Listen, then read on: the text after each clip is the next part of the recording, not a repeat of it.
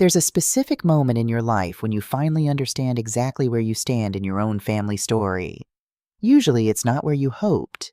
For me, that moment arrived on a Tuesday evening in October, over a dinner I didn't even want to attend. My name is Luna Rhodes. I'm 32 years old, and in my family, I've always been the one who was still figuring life out.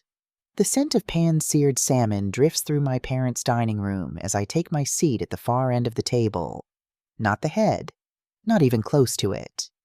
That spot is reserved for my sister, Camila, whose presence seems to reorganize the entire room's gravity. At 35, she moves through life with the kind of confidence that comes from never being doubted. "Luna, sweetheart, you look tired," my mother Margaret says as she sets down a bowl of roasted asparagus.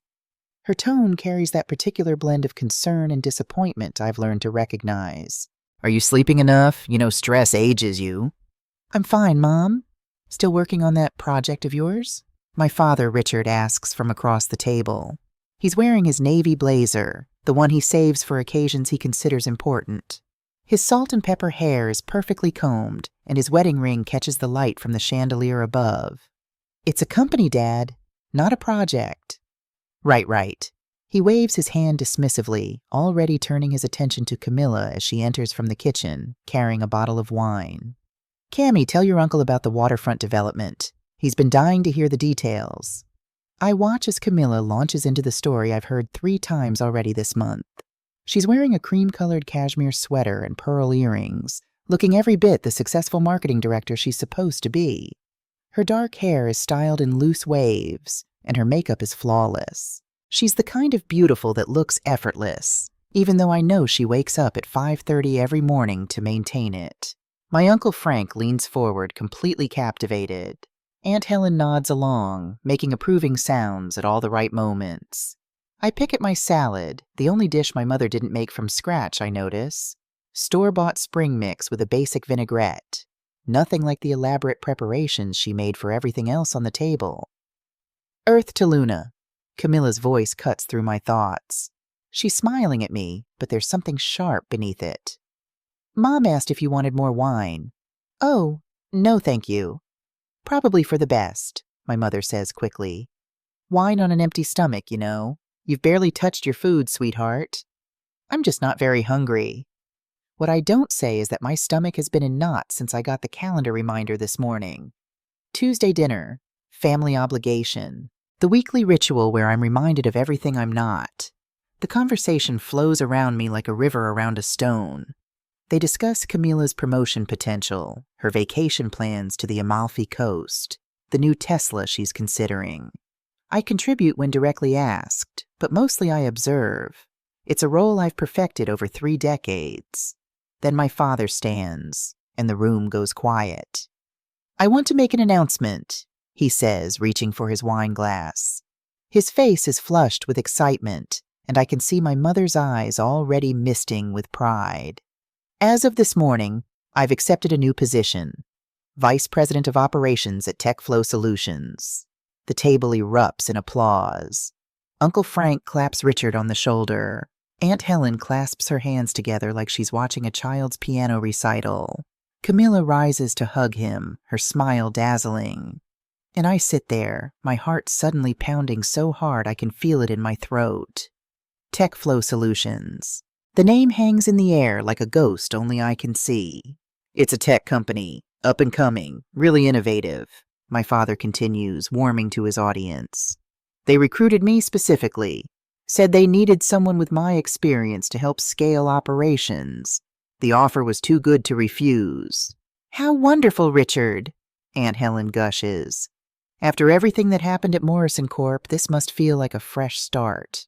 My father's smile tightens slightly at the mention of his previous employer, the company that laid him off 18 months ago.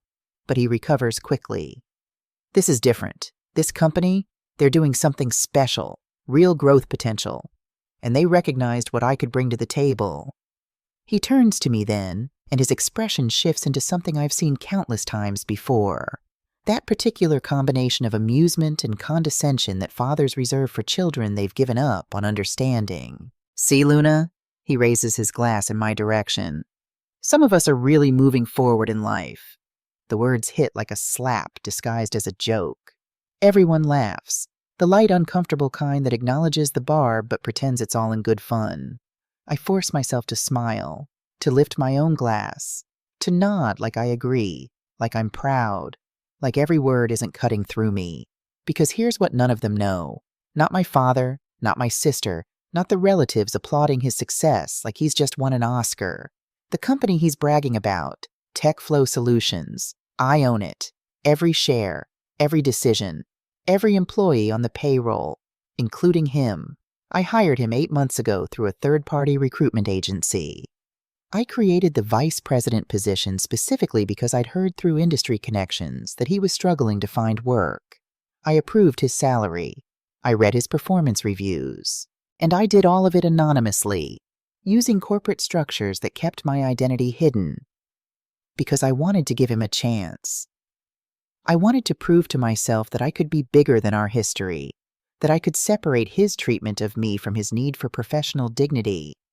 I wanted him to succeed on his own merit, without knowing his unsuccessful daughter was the one signing his paychecks. But sitting here now, listening to him use his new position as another example of how far behind I am, I wonder if I made a terrible mistake. "Speech, speech!" Uncle Frank calls out, and my father obliges, talking about second chances and recognizing opportunities and the importance of experience in a young industry. The irony is so thick I could choke on it. I catch Camilla watching me across the table. Her expression is unreadable, but there's something calculating in her eyes, like she's trying to solve an equation she didn't know existed. The moment passes. Dessert arrives, tiramisu, my father's favorite. I eat 3 bites and excuse myself early, claiming a headache that's not entirely a lie. As I drive home through the Seattle drizzle, my phone buzzes with a text from my mother. "Feel better, sweetheart? Maybe you should take some time off from your project. You're working too hard for something that might not pan out." I delete it without responding. The city lights blur through my windshield, and I think about the dinner I just left. The praise heaped on Camilla, the dismissal aimed at me, the casual cruelty dressed up as concern. And I think about my father's face when he announced his promotion, how proud he looked, how validated. All from a company I built from nothing. I pull into my apartment building's garage and sit in the darkness for a long moment. Engine off, hands still gripping the steering wheel. There's a pressure building in my chest, something that's been accumulating for years. Tonight it feels close to breaking through, but not yet. Not yet, because if there's one thing I've learned in my 32 years, it's this. Invisibility has its advantages, and the moment you reveal yourself, everything changes. The question is whether I'm ready for that change, or whether it's about to choose me, whether I want it or not. The invisibility didn't start with adulthood. It was built carefully, brick by brick, through every childhood dinner where Camila's report card earned a celebration and mine earned a nod. Through every school event where my parents arrived late to my presentations but early to hers. Through 1,000 small moments that taught me where I ranked in the family hierarchy. But the moment it crystallized into something I couldn't ignore happened 10 years ago, in this very city, in a coffee shop 6 blocks from where I now live. I was 22.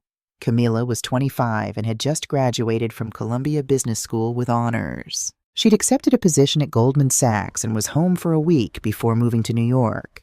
The family threw her a going-away party that looked more like a debutante ball. I'd dropped out of my MBA program at NYU 3 months earlier. The conversation happened on a rare afternoon when it was just the two of us. Camilla wanted to catch up, she'd said. I'd been avoiding the family since dropping out, knowing the disappointment would be suffocating. But I thought maybe, just maybe, my sister would understand. We ordered lattes and found a corner table. Rain streaked the windows. She was wearing a tailored blazer even though it was a casual coffee date. I was in jeans and a sweater with a small hole near the hem. "So," she'd said, stirring her latte with precise, measured movements. "Mom says you left school." "I didn't leave. I'm taking a break to work on something." "Something?" Her tone made it sound like a fairy tale. "What kind of something?" I'd been waiting for someone to ask. Really ask, with genuine curiosity instead of concern masking judgment. So I pulled out my notebook, this beaten-up leather journal where I'd been sketching ideas for months. It's a platform, I'd explained, spreading the pages across the table, for small companies to manage their employees, like everything in one place: scheduling, payroll, performance tracking, communication, but intuitive, not like the clunky systems companies use now that require IT degrees to operate. I'd drawn diagrams, written out user flows, created sample interfaces, months of work distilled into pages of graphite and coffee stains. Camila had leaned forward, studying the sketches. For a moment, I'd felt hopeful. She was smart, brilliant even when it came to business concepts. Maybe she'd see what I saw. "It's interesting," she'd said finally.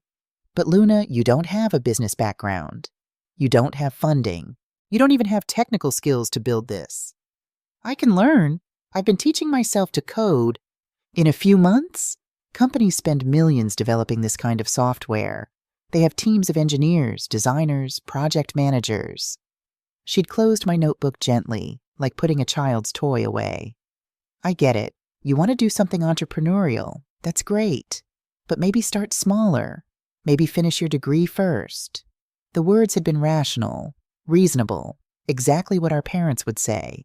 But it was the look in her eyes that I remember most, that mixture of pity and certainty that I was chasing something impossible. "You're so young," she'd added. "You have time to figure out what you really want to do." She'd picked up my notebook, flipping through a few more pages. I'd watched her eyes scan the business model, the market analysis, the competitive landscape I'd researched. She'd even taken out her phone at one point, angling it toward one of my more detailed diagrams. "For inspiration," she'd said when she noticed me watching.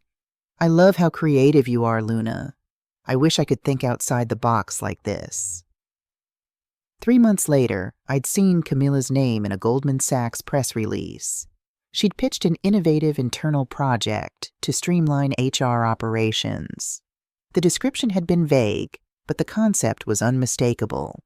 She'd taken my idea. Not the whole thing. She was smarter than that. But enough of the framework, enough of the language, enough of the vision that I'd recognized my own thoughts reflected back at me through corporate speak. When I'd called her, she'd been dismissive. "Luna, these are standard industry concepts. You didn't invent HR management systems. I've been studying this stuff for years at Columbia." I'd had no proof, no patent, no documentation beyond my personal notebook.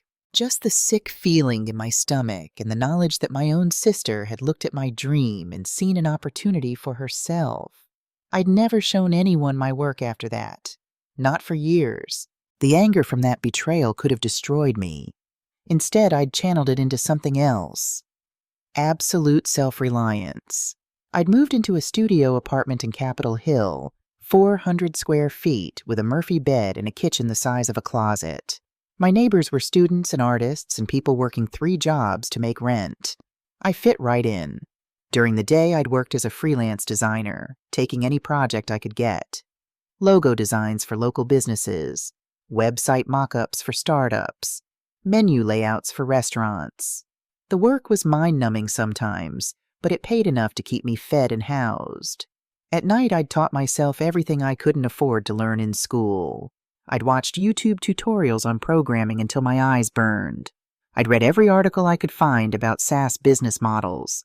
I joined online forums where developers and entrepreneurs shared knowledge freely, and I'd absorbed it all like I was starving, which in many ways I was. For the first year, progress was glacial.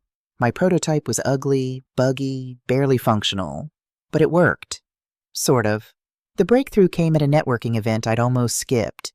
It was one of those startup mixers with cheap wine and expensive ambitions, held in a converted warehouse in Sodo. I'd gone because it was free food, and I was tired of eating ramen. That's where I'd met Caleb Foster. He'd been 28 then, a startup attorney who'd just left a big firm to work with early-stage companies. He'd been standing by the food table, looking as uncomfortable as I felt, and we'd started talking about the disappointing quality of the spring rolls.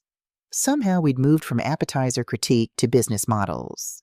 I'd mentioned my platform, casually, expecting the same polite disinterest I usually got. Instead, his eyes had sharpened. Wait, explain that again. The whole thing. I'd sketched it out on a napkin. By the end of my explanation, he'd pulled out his business card. I want to help you build this, he'd said. Not as your lawyer, as your partner.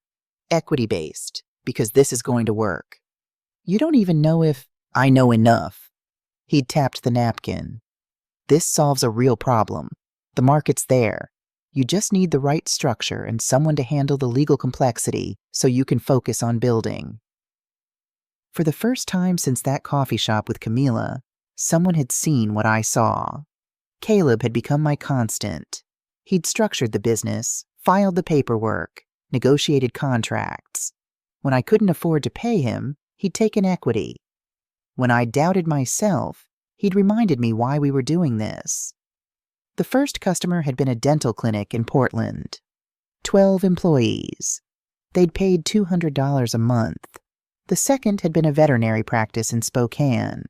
Then a chain of yoga studios, a construction company, a boutique hotel group.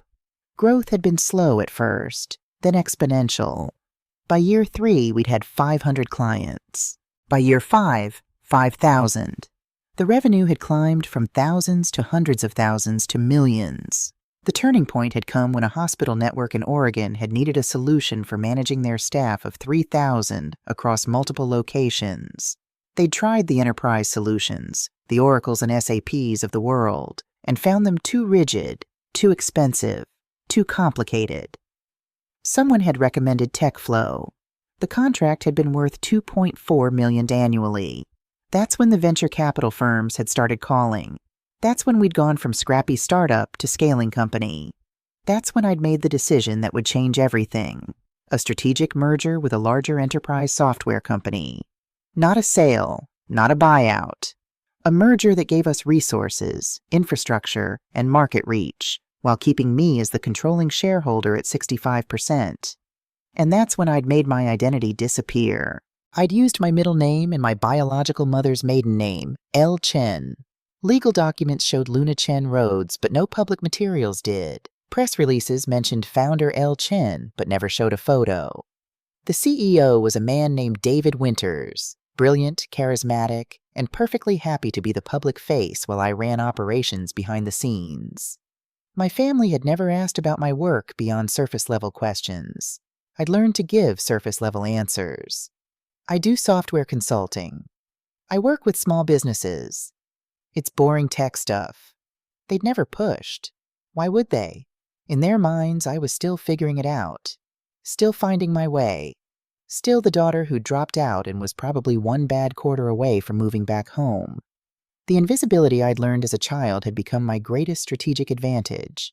And for 8 years, it had worked perfectly. Until that Tuesday dinner. Until my father had stood up and announced his promotion at a company he didn't know his daughter owned. Until the careful walls I'd built around my 2 lives, family and business, had started showing cracks. Monday morning arrives with the kind of Seattle weather that makes you question why anyone chooses to live here. A relentless gray drizzle that's too light to justify an umbrella, but too persistent to ignore. I arrive at the TechFlow offices in Pioneer Square just after 7, my usual time. The building is a converted brick warehouse, all exposed beams and industrial windows. We're on the 4th floor, and my office is tucked in the corner, deliberately nondescript. No nameplate. No indication that the person inside makes the final decisions for a company worth over $300 million. I've always preferred it this way, invisible in plain sight. My assistant Marcus isn't in yet, which is perfect. I need the quiet to process last week's board reports and prepare for the quarterly review. But first, I do what I do every Monday morning. I check the security logs. It's a habit Caleb insisted I develop after the merger. You need to know who's accessing what, he'd said. Information is power, and knowledge of who has information is even more powerful. I pull up the access reports from the previous week, scanning through the usual activity. David checking financial projections, our CFO reviewing budget allocations, the product team pulling user data for analytics. Then I see something that makes my coffee taste suddenly bitter. Friday, 4:47 p.m. Richard Rhodes accessed corporate governance documents. My father. My hand hovers over the mouse as I click through to see what he viewed. The file name makes my stomach drop. Executive Oversight Summary, Q3 2024. This shouldn't be in his access level. This is board-level documentation. The kind that includes shareholder information. The kind that lists controlling stakeholders by name. The kind that lists me, Luna Chen Rhodes, 65% controlling shareholder. Founder. I sit back in my chair, staring at the screen. He knows. The thought reverberates through me like a struck bell. My father knows I own the company. He knows the position he's so proud of exists because I created it. He knows everything. I pull up my email, searching for any message from him. Nothing. I check my personal phone. No calls, no texts. Which means what? He's processing it? Planning something? Pretending he didn't see it? I need to find out how this happened. The governance summary shouldn't have been in his access folder. Our security protocols are too tight for random document sharing. I call Monroe Hayes, our HR director. She answers on the second ring. Luna, good morning. What can Monroe, I need you to trace a document distribution. Executive Oversight Summary from Q3. It was accessed by Richard Rhodes on Friday. How did it end up in his folder? There's a pause. I can hear keys clicking. Oh. Her voice becomes smaller. Oh, no. That was me. I was updating the ops team on some policy changes, and I must have included it in the batch send by mistake. I was working on 3 different distributions, and how many people received it? The entire operations team. About 30 people. 30 people now know I'm the owner. 30 people who work with my father daily. Monroe, I need you to send a recall and a replacement document immediately, and I need a list of everyone who opened the file. Of course. I'm so sorry, Luna. This was completely my error. After we hang up, I sit in the silence of my office, watching the rain streak down the windows. The city below is waking up, cars crawling through traffic, people hunched under umbrellas. The ordinary Monday morning routine of thousands of people who don't know their worlds are about to shift. Mine just did. The question is, what will my father do with this information? The day passes in a strange fog. I attend meetings, approve decisions, review product updates. But my mind is only half present. The other half is spinning through scenarios. Maybe he'll be proud. Maybe he'll finally see me as successful. Or maybe he'll be angry that I didn't tell him. That I let him accept a job from his own daughter without his knowledge. Or maybe, and this is the possibility that sits like a stone in my chest, maybe he'll feel humiliated. And humiliated men do unpredictable things. By 5 o'clock, I still haven't heard from him. I check the access logs again. He logged in 3 more times today. Normal activity. Nothing unusual. I'm gathering my things to leave when my phone buzzes with a text from my mother. Family dinner tomorrow night. Your father has something he wants to discuss. Be there at 6:30. Don't be late. The message is casual, normal, but the timing can't be coincidental. I text back. I'll be there. That night I can't sleep. I lie in bed staring at the ceiling of my apartment, listening to the sounds of the city filtering through the windows. A siren in the distance. The low hum of traffic. Someone laughing on the street below. I think about what I'll say, how I'll explain, whether I should explain at all. Maybe I should just own it. Walk in and say, yes, I built this company. Yes, I hired you. And yes, I did it all while you believed I was failing. But even in my imagination, the words feel heavy with conflict I'm not sure I'm ready for. Tuesday arrives too quickly. I dress carefully, professional but not too polished. I don't want to look like I'm trying to prove something. A simple black sweater, dark jeans, minimal jewelry, my hair pulled back in a low ponytail. I arrive at my parents' house exactly at 6:30. Camila's car is already in the driveway, the new Audi she bought last month. Her vanity plate reads MRKTGRL. I sit in my car for a moment, hands on the steering wheel, breathing deliberately. In through the nose, out through the mouth. The technique I learned from a meditation app during the first funding crisis. The front door opens and my mother appears, waving. No escape now. Inside, the house smells like roasted chicken and rosemary. Classical music plays softly from the kitchen. Everything looks normal, comfortable, familiar. Except nothing is normal anymore. My father is in the living room, standing by the fireplace with a glass of scotch. He's wearing slacks and a button-down, no tie. His reading glasses are pushed up on his head. He looks distinguished, capable, like a man who spent his life knowing his place in the world. When he sees me, his expression doesn't change. No smile, no frown, just a careful neutrality that sets every nerve in my body on edge. "Luna," he nods. "Glad you could make it." Of course, Camila emerges from the kitchen carrying a wine bottle. She's wearing a cream silk blouse and black pants, looking like she came straight from a client meeting. Her smile is bright, effortless. "Hey, little sister. Wine?" "Sure." We settle into the living room with our drinks. My mother brings out cheese and crackers, keeping up a steady stream of commentary about her book club and the neighbor's new landscaping. She's nervous, I realize. Talking to fill the silence. Finally, my father clears his throat. "I imagine you're wondering why I asked everyone to come tonight," he says, setting his scotch down on the side table with deliberate care. My heart hammers against my ribs. "I received some interesting information at work last week," he continues, "about the company structure, the ownership, the leadership. Here it comes. And I wanted to discuss it as a family because it affects all of us." I force myself to meet his eyes. "What did you find out, Dad?" But before he can answer, Camila speaks up. "Actually," she says, her voice carrying a strange note I can't quite identify, "I think we all need to talk about something bigger than TechFlow." My father frowns. "Camila, I know, Dad, but this is important." She turns to me, and there's something calculating in her expression, something that reminds me of that coffee shop 10 years ago. "Luna, how long have you been planning to sell the company?" The room goes silent. I stare at my sister, trying to understand what she just said. "What?" "I've heard rumors, through my network, about acquisition interest, Titan Enterprises." She leans forward, her voice dropping to something almost confidential. "I want to help. I have connections in M&A. I could facilitate—" "Stop!" The word comes out sharper than I intended. I have no idea what you're talking about. But even as I say it, pieces start clicking into place.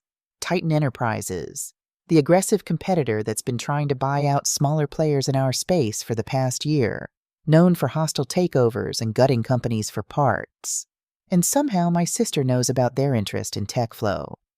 "Camila," I say slowly, "how do you know about Titan?" She blinks, and for just a second, I see something flicker across her face. Uncertainty, calculation, fear. Then she smiles. "Industry connections, you know how it is." But I don't believe her, and from the way my father is looking between us, suddenly distracted from whatever he'd planned to say, I don't think anyone else does either. The dinner conversation derails after Camila's strange comment about Titan. My father keeps trying to steer us back to the matter at hand, but the energy has shifted. We eat my mother's roasted chicken in uncomfortable near silence, with only scattered attempts at normal family conversation. I leave early again, claiming work in the morning. But as I drive home, my mind is racing. How does Camila know about Titan? Their interest in TechFlow has been quiet. Just preliminary feelers through investment bankers, the kind of exploratory conversations that happen in this industry. Nothing public. Nothing my sister should have access to through industry connections and marketing. Unless she's been digging. Unless she's been looking for something. Back at my apartment, I do something I'm not proud of. I log into the family cloud storage account, the one we all share for photos and documents, the one my mother set up years ago so we could stay connected. I navigate to Camila's folder. It's mostly what I'd expect: vacation photos, some work documents, recipes she's saved.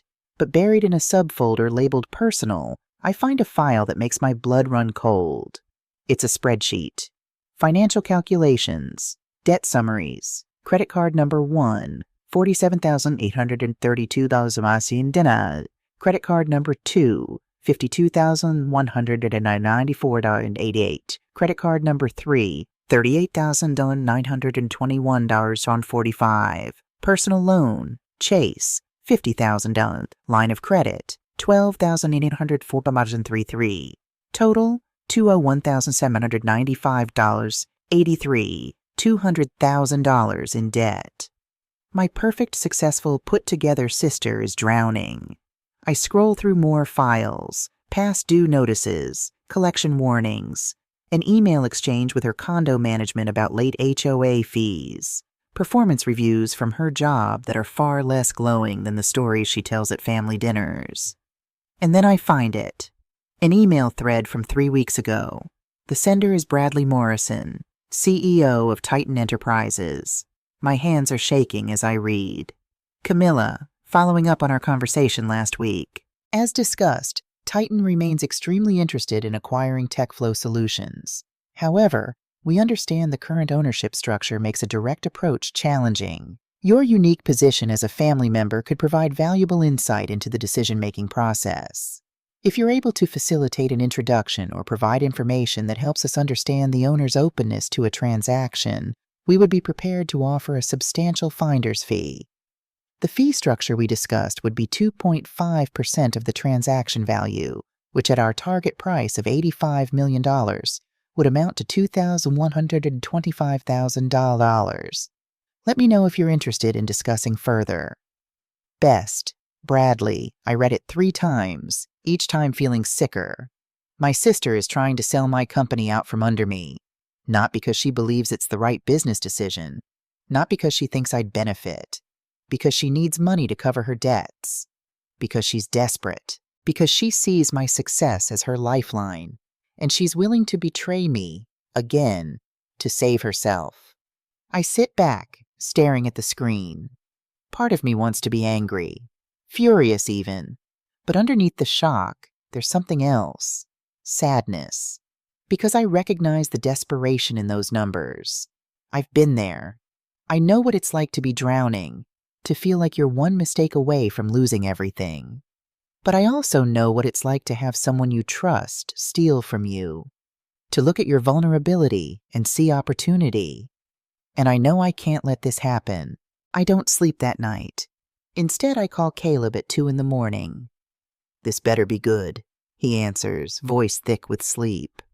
"Camilla's trying to sell the company to Titan." Silence.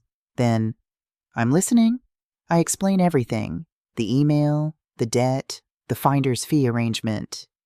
"Jesus, Luna." I hear rustling on his end like he's sitting up. "What do you want to do?" "I don't know yet, but I need you to find out everything you can about Titan's approach, who they've talked to, what they know about our structure, everything." "Consider it done." "But Luna?" "Yeah? This is going to get messy. Family stuff always does. You need to prepare yourself for that." "I know." "Do you?" "Because there's a difference between knowing intellectually and being ready emotionally. These are your parents, your sister. Once you start fighting back, there's no taking it back. I think about that coffee shop 10 years ago. About watching my idea get stolen and being powerless to stop it. About building a company in secret because I couldn't trust the people who were supposed to love me most. "I've been preparing for this my whole life," I say. "I just didn't know it."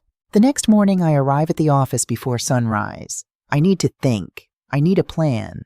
The access logs show my father hasn't logged in yet today. Maybe he's still processing the information about my ownership. Maybe he's deciding what to do with it. Or maybe he already knows about Camilla's scheme. Maybe this is a family effort. The thought makes me feel hollow. My phone buzzes. A text from an unknown number. "We should talk." "Coffee?" "Camilla." I stare at the message.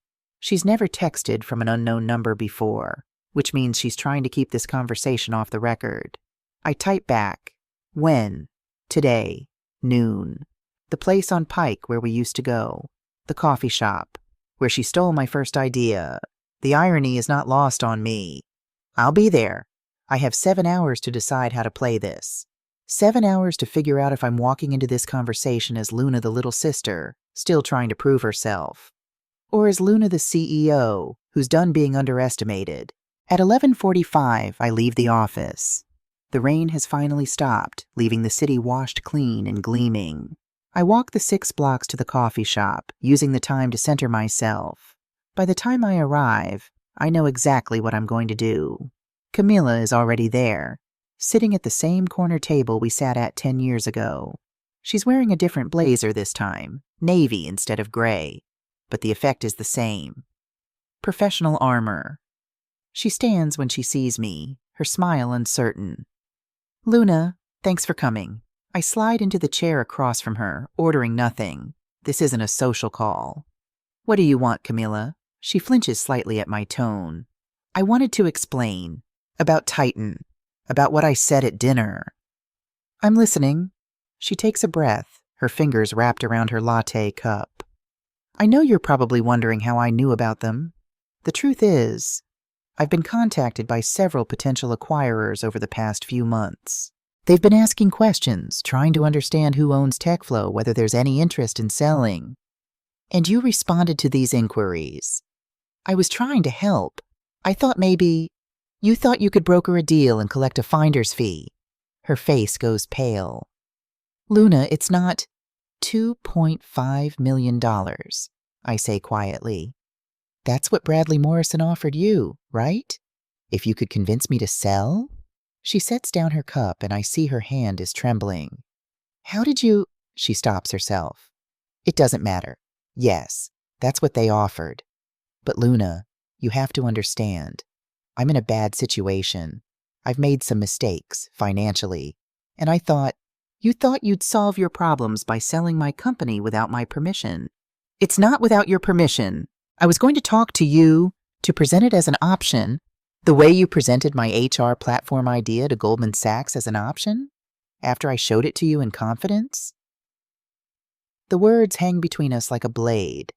Camila's mouth opens, then closes. For the first time since I've known her, she looks genuinely speechless. "I never—" she starts, but the lie dies on her lips. "That was different." "Was it?" "Luna, I was young, I was ambitious, I made a mistake." "You made a choice." I lean forward. "Just like you're making one now. And just like before, you're choosing yourself over me." Tears are forming in her eyes, but I can't tell if they're genuine or tactical. With Camila, it's always been hard to tell. "I'm drowning," she whispers.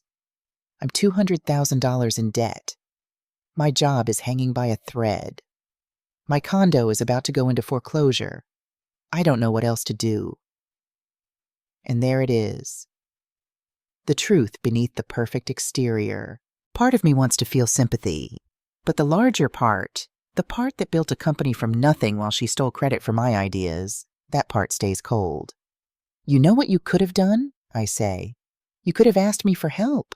You could have been honest instead of trying to manipulate me through backdoor deals with hostile acquirers. Would you have helped, really, after everything?" The question stops me. Would I? I honestly don't know. "I guess we'll never find out," I say, standing up, "because you chose the other path." "Luna, wait. I'm not selling to Titan. I'm not selling to anyone. And if Bradley Morrison contacts you again, you tell him that any further attempts to circumvent proper channels will result in legal action." I turn to leave, but her voice stops me. "Dad knows." I turn back. "What?" "About you owning the company. He knows. And he's not taking it well." She wipes at her eyes. "He called me Sunday night. He was furious. Not at the company, but at the fact that you hired him. That you've been his boss this whole time." "Why are you telling me this?" "Because he's planning something. I don't know what, but he asked me for information. About your role, about the company structure, about who else knows. And Luna—" She looks up at me, and for a moment I see something that might be genuine concern. "I think he's going to try to hurt you." My stomach twists. "Hurt me how?" "I don't know, but he kept saying you made him look like a fool, that you manipulated him, that you needed to be—" She trails off. To be what? To be taught a lesson. The words settle over me like a shroud. My father, the man who's supposed to protect me, is planning retaliation because his pride can't handle his daughter's success. I should be shocked, devastated. But instead, I just feel tired. Thanks for the warning, I say. But Camilla, don't contact me again. Not about Titan, not about anything. Luna. But I'm already walking away, out into the afternoon light, where the city is continuing its ordinary day, unaware that mine has just become infinitely more complicated. Behind me, through the coffee shop window, I see my sister sitting alone at that corner table.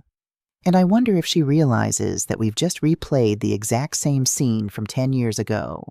Only this time, I'm not the one leaving empty-handed. This time, I know exactly what I have to lose, and I know exactly what I'm willing to do to keep it. 3 days after my conversation with Camilla, the email arrives. I'm in a product review meeting when my phone buzzes with a priority notification. The subject line makes the room suddenly feel too small. Formal complaint. Requires board review. I excuse myself and step into the hallway, my heart already racing. The email is from Monroe Hayes, but the tone is purely procedural, stripped of her usual warmth. Dear Ms. Chen Rhodes, a formal complaint has been filed regarding potential conflicts of interest related to your position as controlling shareholder and your relationship with employee Richard Rhodes. Per company bylaws, this complaint triggers a mandatory board review. An emergency session has been scheduled for Friday, November 3rd at 2:00 p.m. Your presence is required. You may bring legal counsel. The complainant has requested anonymity at this time, as is their right under our whistleblower protection policy. Regards, Monroe Hayes, HR Director. I read it twice, then a third time, each word sinking deeper. My father reported me. To my own board. To the company I built from nothing. I call Caleb immediately. I just saw it, he says before I can speak. I'm already pulling together our defense materials. Luna, this is serious, but it's manageable. The board knows you. They trust you. Do they? Or do they trust the version of me I've shown them? My voice sounds strange, distant. Richard is going to paint this as nepotism, manipulation. He's going to make it look like I hired him to play God with his career. Then we show them the truth. You hired him through proper channels. You created a legitimate position. You've been hands-off with his management. We have documentation for everything. Documentation doesn't matter when it's your father telling the story. I lean against the wall, closing my eyes. He's good at stories, Caleb. That's how he's survived every job loss, every failure. He rewrites the narrative until he's the victim. Then we don't let him control the narrative. Friday, we go in prepared. We present facts. We let the board decide. But as I hang up, I know it won't be that simple. Because this isn't just about corporate governance or conflicts of interest. This is about a father who can't accept that his daughter surpassed him. Friday arrives with the kind of clarity that comes before a storm. The sky over Seattle is unnaturally blue, the air sharp and cold. I dress carefully. A charcoal suit, tailored and professional. Pearl earrings, the ones my grandmother left me. My hair pulled back in a neat bun. I look at myself in the mirror and barely recognize the woman staring back. She looks powerful, controlled. Nothing like the girl who used to shrink at family dinners. Caleb meets me in the lobby of our building at 1:30. He's carrying a leather portfolio and wearing his courtroom face, the one that's gotten startups through hostile investor disputes and acquisition battles. Ready? He asks. No, but let's do this anyway. The board convenes in the largest conference room on the 5th floor. Floor-to-ceiling windows overlook Elliott Bay, where ferries cut white paths through gray-blue water. The table is a massive slab of reclaimed wood, surrounded by leather chairs. 5 board members are already seated when we arrive. Valerie King sits at the head of the table. At 58, she's a former Microsoft executive with silver hair cut in a sharp bob and eyes that miss nothing. She built her reputation on being fair, but exacting. I recruited her specifically because she doesn't tolerate nonsense from anyone. To her right is David Winters, our CFO and my strongest ally. He's been with TechFlow since the Series A funding, and he knows exactly how hard I've worked to build this company. Sarah Chen, no relation, despite sharing my mother's maiden name, sits across from David. She's our legal expert, 45 years old with a skepticism that borders on paranoia. She's never fully trusted my anonymous ownership structure. Marcus Ray, our operational advisor, sits beside her, 51, methodical, and obsessed with process. He'll care less about family dynamics and more about whether proper procedures were followed. The fifth member is Jennifer Oakes, representing our primary investment firm. She's 42, sharp as a blade, and her only concern is protecting the fund's investment. And then there's the empty chair, the one reserved for the complainant. Valerie clears her throat. Thank you all for convening on short notice. Before we begin, I want to remind everyone that this proceeding is confidential and must be conducted with professionalism and objectivity. She looks at me, and her expression softens slightly. Luna, you're welcome to make an opening statement if you'd like. I stand, my hand steady despite the earthquake happening inside my chest. Thank you, Valerie. I want to start by acknowledging that this situation is unusual. When I structured my ownership to maintain privacy, I did so for personal reasons that I believed were valid. I understand that decision is now being questioned. I glance at Caleb, who gives me a small nod. 8 months ago, through our standard recruitment channels, TechFlow hired Richard Rhodes for a newly created position, Vice President of Operations. This position was approved by our hiring committee, went through proper salary benchmarking, and was filled according to our normal processes. What the hiring committee didn't know, Sarah Chen interrupts, is that Richard Rhodes is your father. That's correct. I disclosed this information to our HR director and to David as CFO. I did not participate in the hiring decision, the salary negotiation, or the performance reviews. I deliberately stayed removed from anything related to his employment. Why? Marcus Ray asks. If you stayed removed, why hire him at all? It's the question I've been dreading. Because he needed a job, and I had the resources to create one. Because despite our complicated history, he's my father, and I wanted to help him. That's called nepotism, Sarah says flatly. It's called compassion, David counters. Luna created a position the company actually needed. Richard was qualified. He's been performing well. Where's the violation? The violation is in the deception, a voice says from the doorway. Everyone turns. My father stands there, wearing his best suit, the charcoal one he saves for interviews and important meetings. His jaw is set, his eyes hard. He looks like a man preparing for battle. Valerie gestures to the empty chair. Mr. Rhodes, please join us. He sits, not looking at me once. Mr. Rhodes, Valerie begins, you've filed a complaint alleging conflict of interest and manipulation. Can you explain your concerns? Richard takes a breath, and when he speaks, his voice carries the weight of wounded dignity.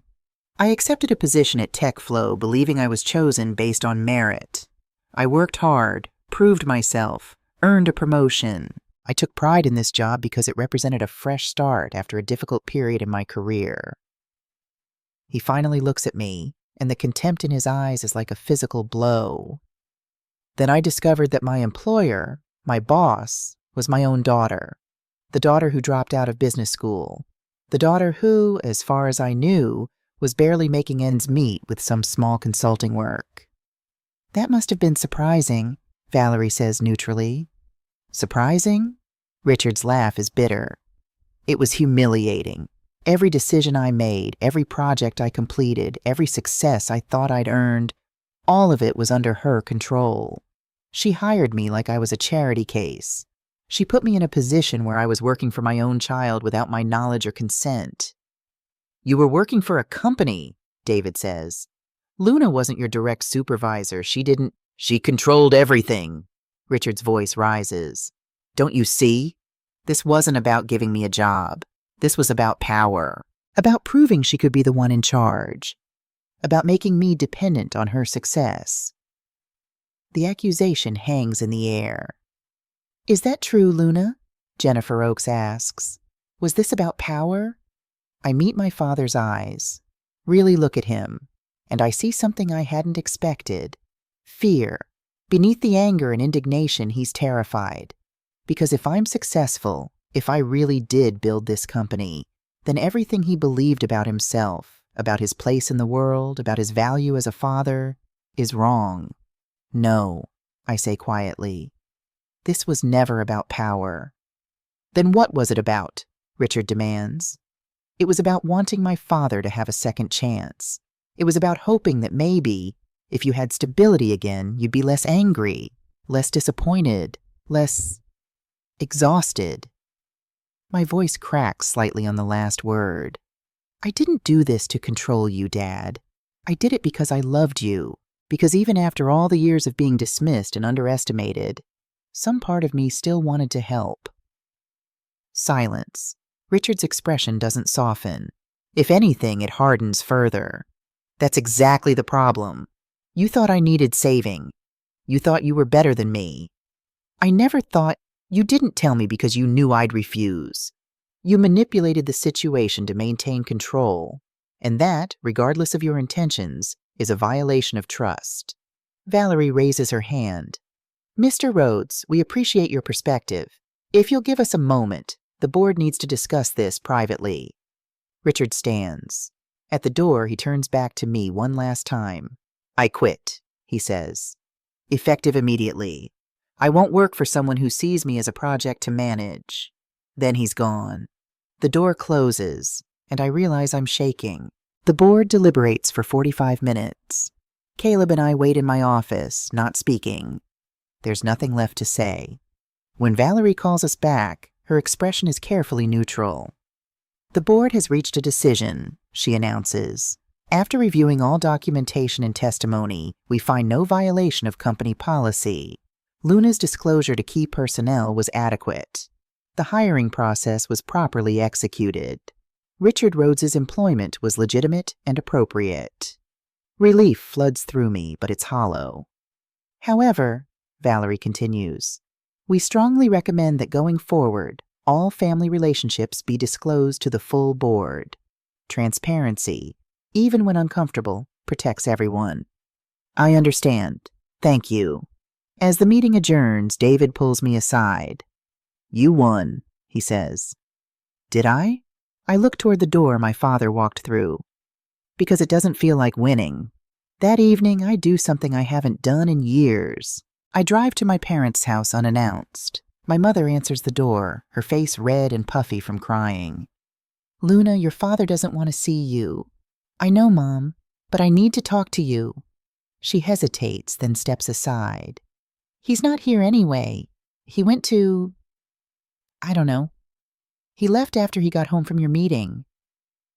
Inside, the house feels different, smaller somehow. Or maybe I'm just seeing it with different eyes. We sit in the kitchen where I grew up, where I learned to make myself invisible at family dinners. He's so angry, my mother says, wrapping her hands around a mug of tea she hasn't touched. I've never seen him like this. He keeps saying you humiliated him, that you made him look like a fool. I gave him a job, Mom. A good job. I never interfered with his work. That's not the point. She looks at me, and there's something exhausted in her eyes. The point is that he didn't know. He couldn't make the choice himself. And for a man like your father, choice is everything. Even if the choice is wrong? Even if his pride matters more than reality? Especially then. I want to argue, but I see the truth in her face. She's been managing Richard's pride for decades. She knows its cost. Mom, I need you to be honest with me. What else is going on? Camila said Dad was planning something. Is it just the board complaint, or is there more? Margaret's eyes dart away. I don't know what you mean. Mom, I reach across the table, taking her hand. Please. She's quiet for a long moment, then softly. We took out a loan. What kind of loan? Against the house. $300,000. My stomach drops. Why? Why would you need that much money? She pulls her hand back, wrapping her arms around herself. Your father. He has some medical bills from last year. His insurance didn't cover everything and we've been trying to manage it, but... What medical bills? What's wrong with him? Luna, I can't... He'd be furious if he knew I told you. Mom! My voice is sharper now. What's wrong with Dad? She closes her eyes. His kidneys are failing. Stage 4 chronic kidney disease. He needs a transplant within 6 months, maybe less. The costs, even with insurance, they're enormous. The room tilts. When did you find out? 18 months ago, right before he lost his job at Morrison Corp. The stress, the medical issues, it all happened at once. 18 months. He's been sick this whole time and no one told me. Why didn't you say anything? Why didn't he? Because he was ashamed. Her voice cracks. He didn't want you to know he was failing at something else, that he couldn't even keep his body working properly. And then when you hired him, when he found out, Luna, he felt like you were offering him charity because you knew he was dying. But I didn't know. I had no idea. He doesn't believe that. He thinks everyone knows, that everyone's been pitying him. The loan was supposed to cover his treatment costs until he could figure something else out. But then he quit today. And now? She trails off, tears streaming down her face. I sit there trying to process this. My father is dying. He's been dying. And instead of asking for help, he took out a predatory loan. And now he's quit the job that could have helped him afford treatment. All because his pride couldn't handle being helped by his daughter. Who else knows? I ask. Camilla. She found out a few months ago. She's been trying to help, but she has her own financial problems. Of course. That's why she was so desperate to make the Titan deal happen. Not just to save herself, but to save our father. Everything suddenly makes terrible sense. The loan, I say carefully. Who did you borrow from? A company called Cornerstone Financial. They specialized in fast approvals for people with poor credit. Predatory lenders, the worst kind. What's the interest rate? 18%. I do the math in my head. With that rate, they'll never pay it off. They'll lose the house within a year, maybe less. Mom, I can help. I can pay for Dad's treatment. He won't accept it. He's made that very clear. He'd rather die than take money from you. The words are like a slap. Then what am I supposed to do? Watch him die out of spite? I don't know, sweetheart. I honestly don't know. I leave soon after, my mind spinning with calculations and possibilities. As I sit in my car in their driveway, I pull up the mortgage records on my phone. The loan is real. The terms are worse than my mother admitted. And there's already one missed payment. I could fix this. I have the money. I have the resources. But forcing help on someone who doesn't want it isn't help. It's control. And maybe my father is right. Maybe that's what I've been doing all along. The weekend passes in a blur of research and planning. Caleb and I meet at his office on Saturday morning, spreading documents across his conference table like we're preparing for war, which in a way we are. I've traced the loan, Caleb says, tapping a folder. Cornerstone Financial is as predatory as they come. They target desperate people with bad credit and trap them in cycles of debt. Your parents aren't their only victims. Can we buy the loan? We could. Set up a holding company, purchase the debt from Cornerstone, then forgive it or restructure it on better terms. But your father would see it as you controlling him. Again. Caleb leans back in his chair. Luna, you can't save people who don't want to be saved. At some point, you have to let them make their own choices, even if those choices are self-destructive. He's dying, Caleb. I know, and I'm sorry.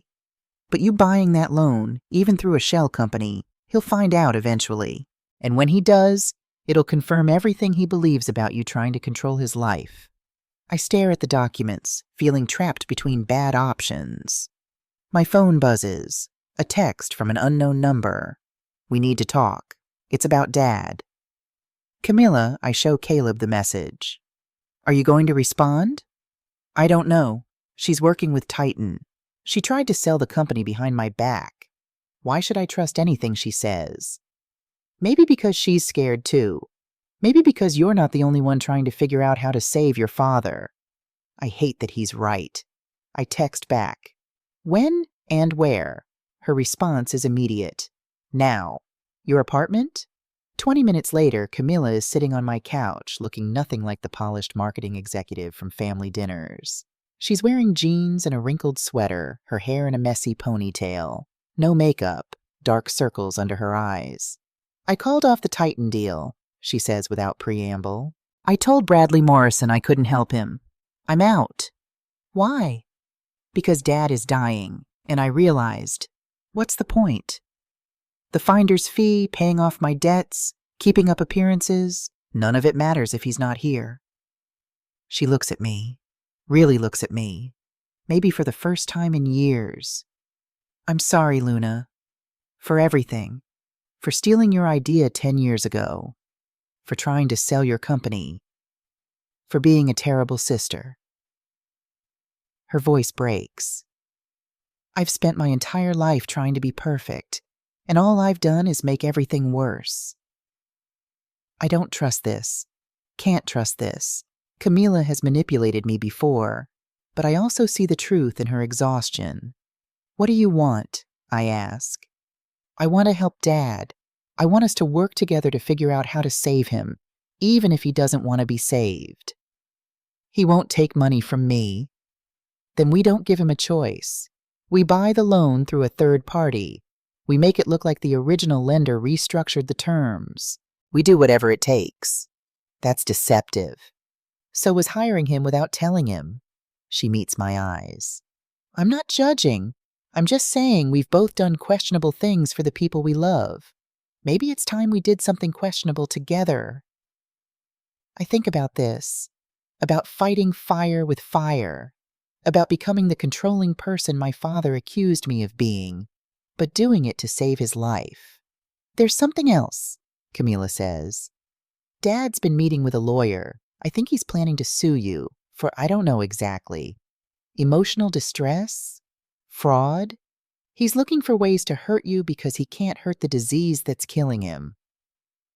The information settles over me like a weight. My father isn't just angry. He's weaponizing his anger, turning it into action. "When?" "Soon. Maybe days. The lawyer he's meeting with specializes in employment disputes and family lawsuits." I stand, walking to the window. The city spreads below me, indifferent to the small human dramas playing out in apartments like mine. "If I buy that loan," I say slowly, "if I take control of their house to protect them, he'll never forgive me." "Probably not. But if I don't, they'll lose everything. The house. Any chance at paying for his treatment. Everything." "Yes." I turn to face my sister. "And you're okay with that? With us becoming the people who manipulate our parents for their own good?" She's quiet for a long moment. Then, "I'm okay with our father staying alive long enough to maybe, someday, forgive us." And there it is, the choice I've been avoiding. Let him maintain his pride and die, or take away his choice and save him.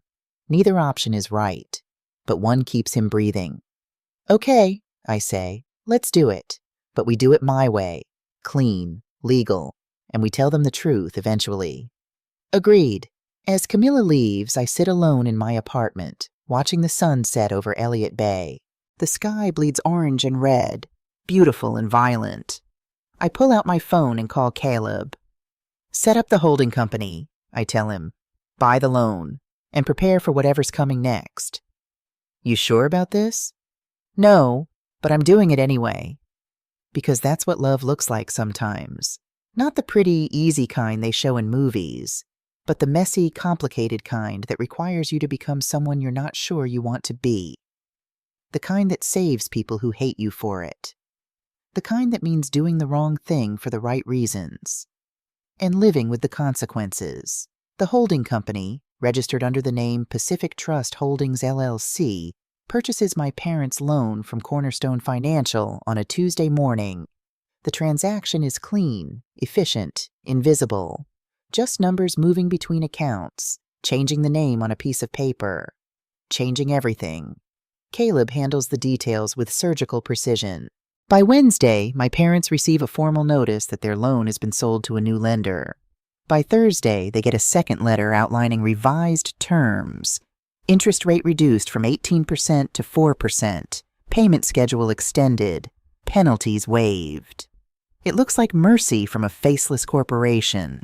It's actually me buying time to figure out how to save my father's life. But on Friday morning, everything unravels. I'm in my office reviewing Q4 projections when my phone rings. My mother's number. Luna, her voice is shaking. You need to come to the house, now. Your father, he knows. About the loan. About everything. My stomach drops. How? Camila told him. She said he deserved to know the truth before he did something he'd regret. Luna, She chokes on a sob. He's destroyed. Please come. I grab my keys and run. 20 minutes later, I'm standing in my parents' living room. My father sits in his armchair, the same one he sat in for 30 years, holding a stack of papers. His hands are shaking, his face ashen. Camila stands by the fireplace, arms crossed, looking like she's aged 10 years in 3 days. My mother hovers near the kitchen, wringing her hands, and the silence is so thick it's suffocating. Dad, I start, but he holds up a hand. Don't. His voice is barely a whisper. Don't say anything yet. He holds up the papers, the loan documents, the holding company registration, the trail that leads back to me. You bought our house, he says. Each word sounds like it's costing him something. You bought our debt. You did exactly what I accused you of. You took control. I was trying to help. By manipulating us? By making decisions about our lives without our knowledge or consent? His voice rises now, gaining strength from anger. This is exactly what I said you'd do. You think you're better than us. You think you know what's best. You're dying! The words explode out of me. You're dying, and you took out a loan you can't repay, and you quit your job, and you're so busy being proud that you can't see you're destroying yourself. That's my choice to make. Not when it affects everyone who loves you. We're both standing now, facing each other across the living room like boxers in a ring. You want to know why I hired you? I continue, my voice breaking. Not to control you, not to prove I was better, because I wanted to help. Because despite everything, despite every dinner where you dismissed me, every conversation where you made it clear I was the disappointing daughter, I still loved you. I still wanted you to succeed. You felt sorry for me. I felt sorry for both of us. For the relationship we never had because you were too busy being disappointed in who I was to see who I'd become. Richard's face crumples. For a moment he looks ancient, fragile. I'm 59 years old, he says quietly. I've worked my entire adult life, built a career, provided for my family, and then I lose my job, lose my health, and discover my daughter, who I thought was failing, is actually more successful than I've ever been. Do you have any idea what that does to a man? It shouldn't do anything except make you proud. Well, it doesn't. He sinks back into his chair. It makes me feel like my entire life was a lie. Like everything I worked for was meaningless. The raw honesty in his voice stops me cold. Your life isn't meaningless because I succeeded, I say softly. Your success and mine aren't in competition. They never were. Weren't they? He looks up at me and his eyes are wet. Every family dinner, every conversation, I could feel it. You proving yourself. Working harder, climbing higher, making sure everyone knew you didn't need me, didn't need my approval or my guidance or your love, I finish. I didn't need your conditional love anymore, because I learned to love myself first. Silence. My mother moves then, crossing the room to sit on the arm of Richard's chair. She takes his hand. Richard, she says gently, we need to talk, all of us, really talk. No more pride, no more secrets, just truth. He looks at her, then at me, then at Camila. Fine, he says, truth. We move to the dining room, the same table where this all began, but this time there's no celebration, no performances, just 4 broken people trying to find a way forward. Camila speaks first. 10 years ago, Luna showed me an idea, a platform for managing employees. I told her it was interesting but impractical. She looks at me, tears streaming down her face. Then I took that idea and pitched a version of it at Goldman Sachs. I got promoted because of it, built my reputation on it, and I've been living with that guilt ever since. My mother gasps. Richard's face darkens. Everything I've achieved professionally started with something I stole from my little sister, Camilla continues.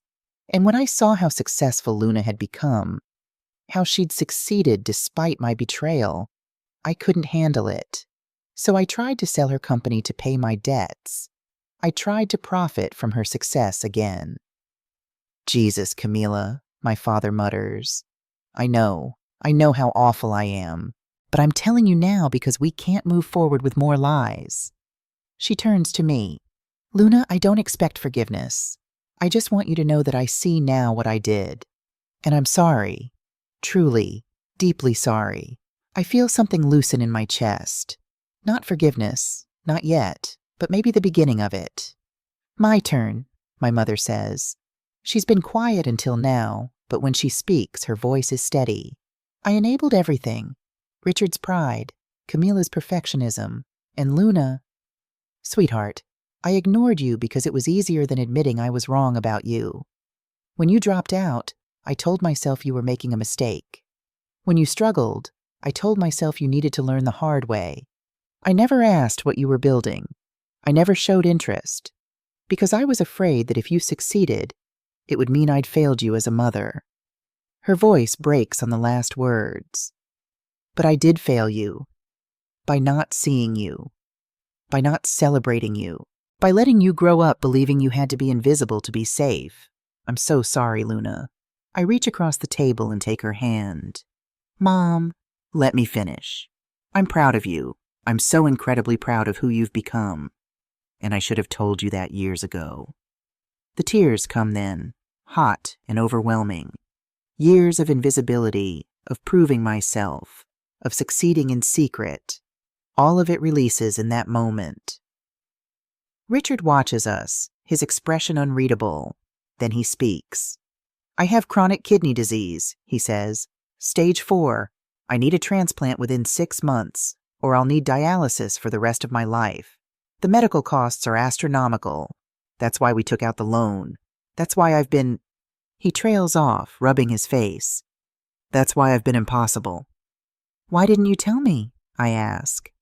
Because you would have helped. And I couldn't bear that. Couldn't bear being the father who failed at everything. Career, health, providing, and had to be rescued by the daughter I'd dismissed for years. So you'd rather die than accept help? I'd rather die than prove you right. That I was the one who needed saving, not you. He laughs bitterly. How's that for pride? I stand up, walk around the table, and kneel beside his chair. Dad, I don't want to be right. I just want you to live. Please. Let me help. Not because you owe me. Not because I'm trying to prove anything. But because you're my father. And I love you. He looks at me. Really looks at me, for what feels like the first time in my life. I don't know how to accept that, he whispers. Then learn. We'll figure it out together. The next 2 weeks are a blur of medical appointments, financial planning, and difficult conversations. We keep the house. I restructure the loan through the holding company. No more predatory interest. No more threat of foreclosure. My parents will pay what they can afford, and the rest will be forgiven over time. My father starts dialysis while we wait for a transplant match. The treatments are exhausting, but they buy us time. I offer to get tested as a donor match. He refuses at first, but my mother convinces him to let me try. I'm not compatible, but Camilla is. The irony isn't lost on any of us. The sister who betrayed me might be the one who saves our father's life. While we wait for surgical clearance, other pieces fall into place. I make the company public through an IPO. The offering is oversubscribed within hours. TechFlow's valuation hits $340 million. My personal stake is worth $221 million. More importantly, our employees, the people who believed in the vision and helped build it, become millionaires overnight. The team that stuck with us through the early struggles gets life-changing wealth. That feels more like success than any number on a balance sheet. Titan Enterprises tries one more acquisition attempt. I decline publicly in a press release that finally reveals my identity as founder and CEO. The tech world is shocked. Articles appear with headlines like The Anonymous Billionaire and Seattle's Best Kept Secret. My father reads every article. He doesn't say much, but I catch him sometimes, looking at me with something that might be pride, or maybe just recognition. Seeing me finally for who I am. Camilla's surgery is scheduled for a Tuesday in December. The transplant team says the match is excellent. Survival rates are high. The night before, she comes to my apartment. I'm scared, she admits, sitting on my couch. Not of the surgery, of failing at this too. What if my kidney doesn't work? What if I can't even save him properly? You're not going to fail, I tell her.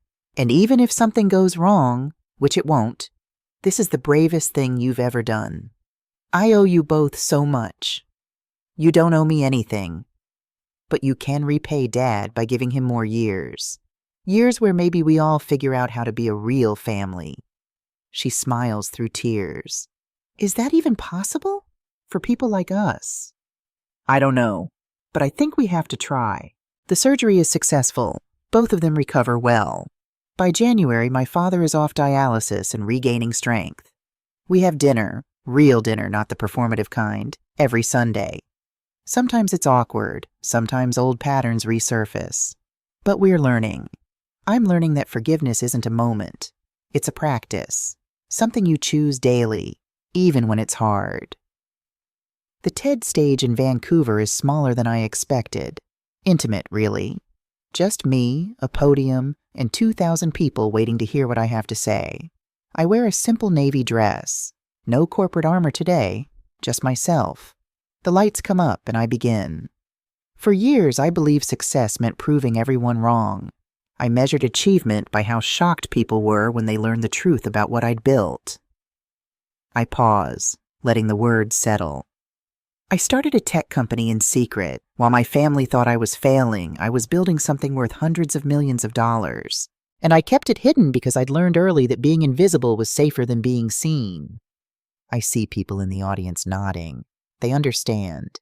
They've been invisible too. But here's what I finally learned. The most powerful success isn't the one that surprises people. It's the one that surprises you. The one that teaches you who you are when no one's watching. When there's no applause, no validation, no external measure of worth.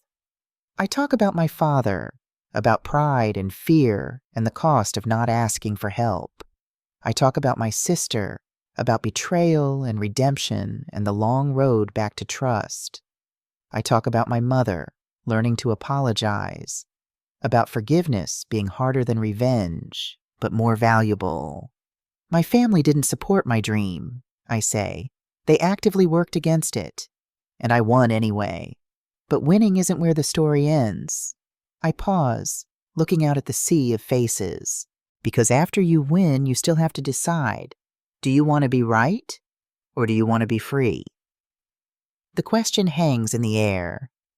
Being right means holding on to resentment. It means measuring your life by how wrong everyone else was about you. It means success is always defined in opposition to something, someone. Being free means letting go. It means succeeding for yourself, not against anyone. It means building a life that doesn't require validation from people who hurt you. It means choosing peace over proving points. My voice softens. My father is alive today because my sister gave him a kidney, the sister who betrayed me, the sister I had every right to cut from my life. But if I'd chosen being right over being free, he'd be dead, and I'd be alone with my rightness. I see people wiping their eyes.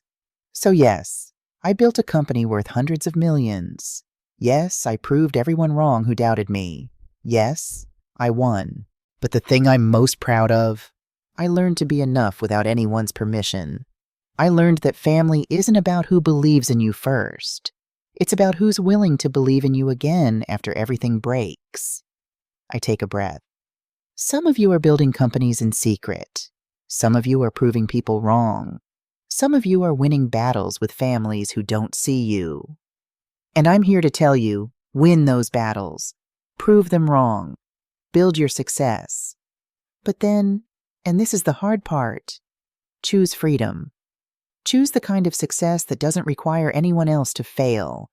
Choose the version of yourself that can hold victory and compassion in the same hand. Because invisible success is powerful. But visible, vulnerable success, the kind where you let people see your struggles and your triumphs, that's transformative. The silence after I finish is deafening. Then the applause starts. Not polite conference clapping, but the kind that comes from recognition, from people seeing themselves in the story. As I leave the stage, I see them in the front row. My father, still recovering but stronger every day. My mother, crying openly. And Camilla, giving me a smile that's small but genuine. They're here. Not perfect, not the family I once dreamed of, but the family we're becoming. Real, flawed, trying.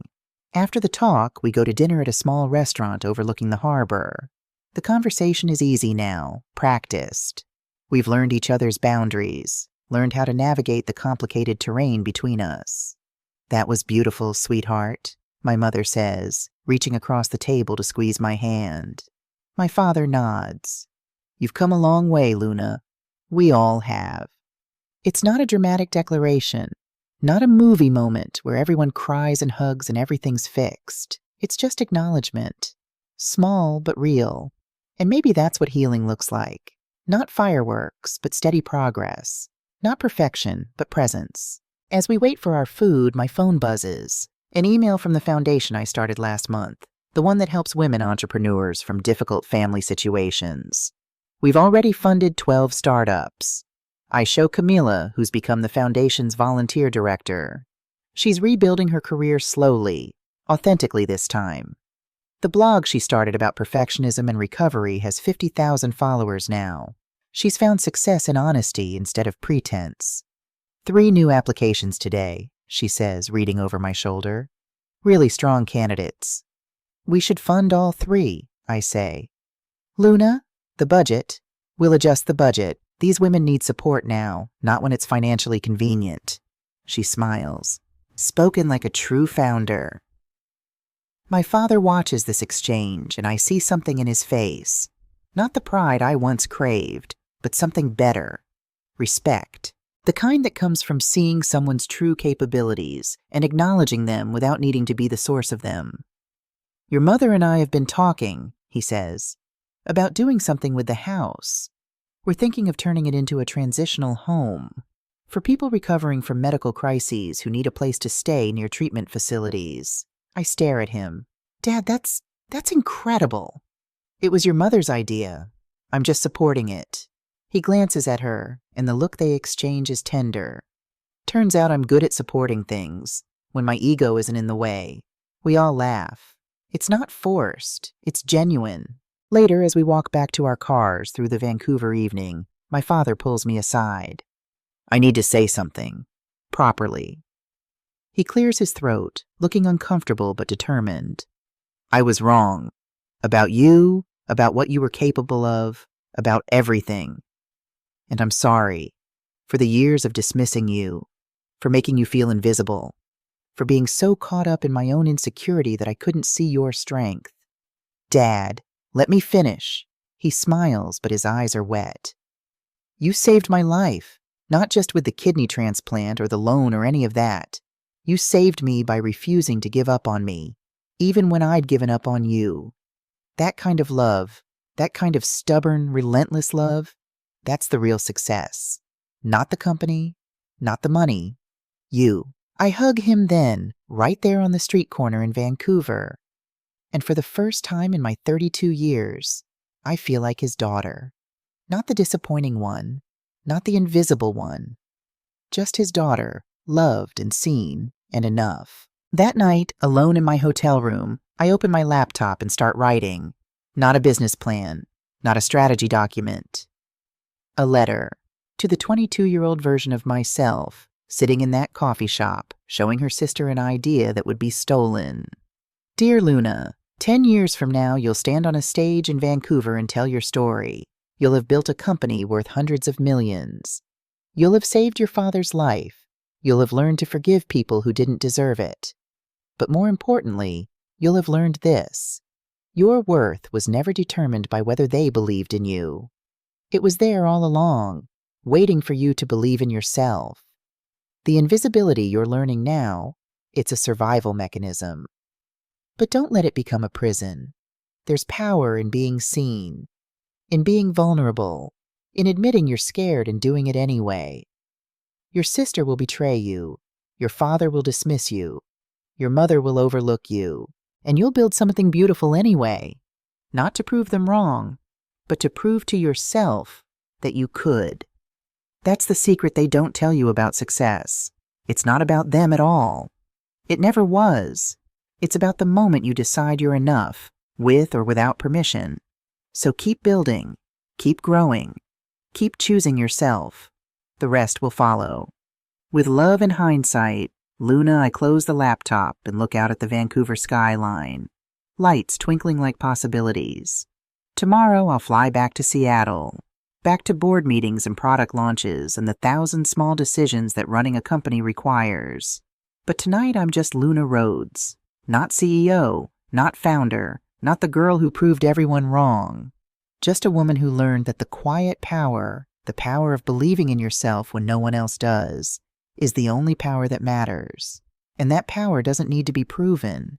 It just needs to be lived.